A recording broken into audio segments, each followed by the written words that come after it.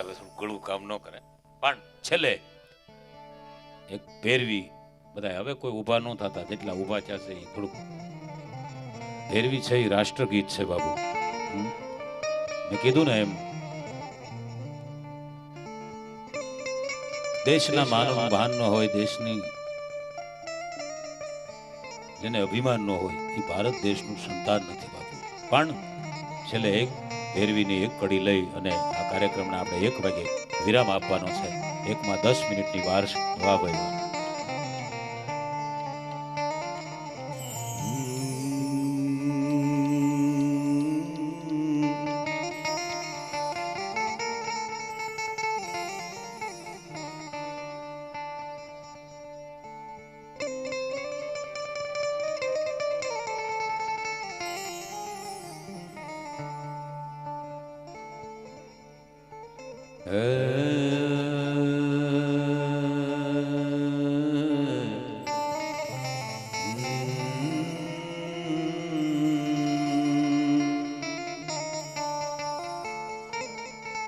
कबीर के कमाल को दो बाता सीख ले,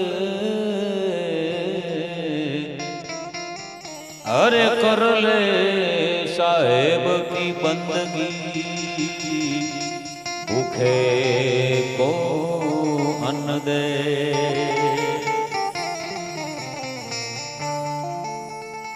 સાહેબ સાહેબ તમારા આમ તો બધાય એસોસિએશનમાં બધાય બધી જ્ઞાતિ છે, લુહાર હોય, એમાં જે વાણિયાને તમે ભેળા રાખ્યા છે ને બહુ સારું છે. હા ખરેખર, કારણ કે આગળ બુદ્ધિ વાણિયા, પાછળ બુદ્ધિ બ્રહ્મ, તરત બુદ્ધિ તણકલો ઘૂસતો મારે ગમ. ક્યાંય પણ સાહેબ હું ઘણી વખત કહું, તમે મૂંઝાવ ને તો 3ની સલાહ લેવી. ગમે ત્યારે તમે મૂંઝાવ ત્યારે 3 જણાની સલાહ લેજો. એક તમારા મા બાપની, એક તમારા સદગુરુની, અને એક તમારો જો કોઈ મિત્ર વાણિયો હોય ને એની સલાહ લેજો સાહેબ. કોઈ દી ડૂબવા નહીં દે તમે. આ એકના અનેક કરે એ વાણિયા.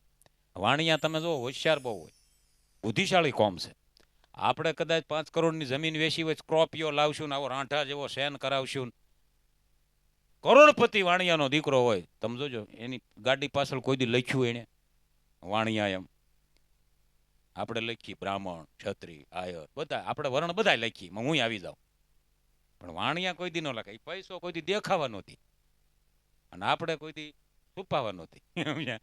એ દેખાવા ન દે. વાણિયાની બુદ્ધિ આગળ છે ભાઈ. એક જ જોક્સ વાણિયાનું ભૂલાઈ ગયું મને, નકર ઘણા બધા છે. એક જોક્સ કહી દો ખાલી. રાજકોટમાં એક શેઠ સ્કૂટર લઈને જતા હતા વાણિયા, અને એમાં એક જણા અરે ભટકાડી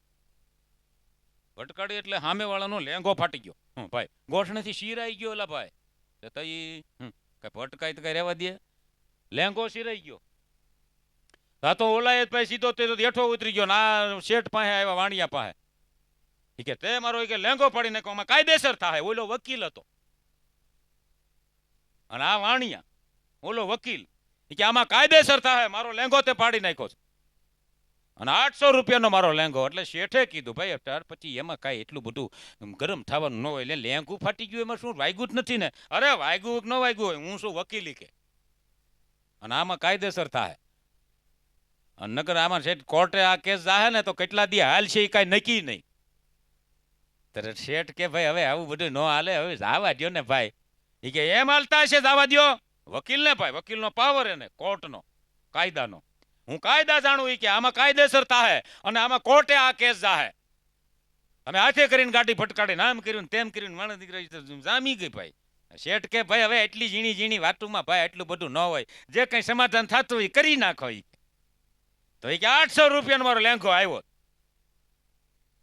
શેઠે કીધું એક કામ કરો, આલ્યો 800 રૂપિયા. હવે કાંઈ વાંધો. 800 રૂપિયા વકીલે લઈ લીધા લેંઘાના. 800 રૂપિયા લઈ, જોજો કેવી બુદ્ધિ. 800 રૂપિયા લઈને વકીલ હાલતો છે ને, તો એ શેઠે હાથ કર્યો વાણિયાએ. એ પાછો આય ને, અહીં આવ, અહીં આવ. ક્યાં જા? અહીં આવ. શું છે? લેંઘો દેતો જા.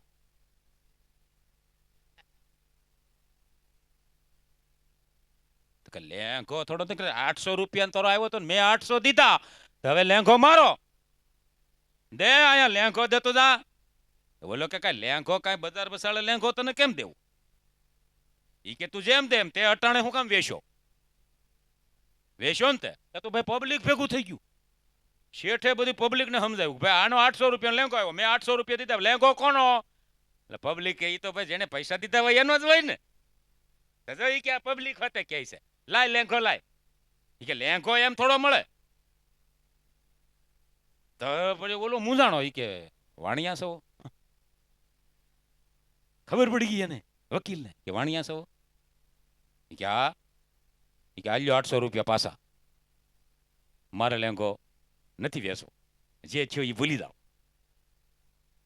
તઈ વાણિયા કે હવે મારે 800 નથી વેચવો, મારે 1200 વેચવો. હવે મારે 800 વેચો, મારે 1200 વેચો. લેંઘો મારો ને લા ભાઈ, હું ગમે એટલા વેચું. તમે નહીં માનો, વકીલ પાસેથી વાણિયાએ 1200 લીધા લેંઘા. હામાં